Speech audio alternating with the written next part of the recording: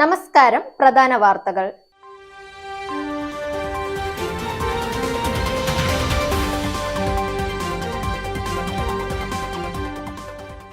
കേരളത്തിൽ അതിജീവിതമാർക്ക് നീതി ഉറപ്പാക്കുന്നതിൽ സർക്കാർ ഏറെ മുന്നിലാണ്. മുഖ്യമന്ത്രി. കോഴിക്കോട് NIT പ്രൊഫസർ ഷൈജ ആണ്ടവന്റെ കമന്റ് അപലപനീയം. മന്ത്രി ആർ ബിന്ദു. ഏഷ്യൻ കപ്പ് ഫുട്ബോളിൽ ആദ്യമായി സെമിയിൽ കടന്ന് ജോർദാൻ. വാർത്തകൾ വിശദമായി. കുറ്റമറ്റ പോലീസ് പ്രോസിക്യൂഷൻ സംവിധാനം ഉണ്ടെങ്കിൽ മാത്രമേ കുറ്റവാളികളെ നിയമത്തിന് മുന്നിൽ കൊണ്ടുവന്ന് ശിക്ഷ നടപ്പാക്കാൻ കഴിയൂ എന്ന് മുഖ്യമന്ത്രി പിണറായി വിജയൻ.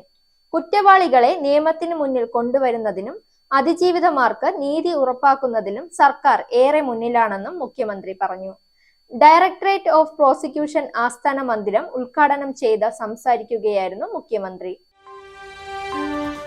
കോഴിക്കോട് NIT പ്രൊഫസർ ഷൈജ ആണ്ടവന്റെ കമന്റ് നിർഭാഗ്യകരവും അപലപനീയവുമാണെന്ന് മന്ത്രി ആർ ബിന്ദു. ഒരു രാജ്യത്തും രാഷ്ട്രപിതാവിനെ നിറത്തോക്കാൽ കൊന്ന സംഭവം ഉണ്ടായിട്ടില്ല. ഇന്ത്യയുടെ ഹൃദയത്തിനേറ്റ മുറിവാണ് ഗാന്ധി. വിദ്യാർത്ഥികളിലേക്ക് ശരിയായ ദേശാഭിമാന ബോധവും ചരിത്രബോധവും പകർന്നു നൽകേണ്ടവരാണ് അധ്യാപകർ. തെറ്റായ സന്ദേശമാണ് അധ്യാപികയുടെ കമന്റ് നൽകുന്നതെന്നും മന്ത്രി പറഞ്ഞു. ഇനി കായിക വാർത്ത. ജോർദാൻ സെമിയിൽ കടന്നു. ഒരു ഗോളിന് തജിക്കിസ്ഥാനെ തോൽപ്പിച്ചാണ് ജോർദാന്റെ മുന്നേറ്റം. ജോർദാൻ ജയത്തിലേക്ക് എത്തുന്നത് കളിയുടെ രണ്ടാം പകുതിയുടെ തുടക്കത്തിൽ തജിക്കിസ്ഥാൻ താരം ബഗത് കനാനോവ് വഴങ്ങിയ പിഴവ് ഗോളിലാണ്.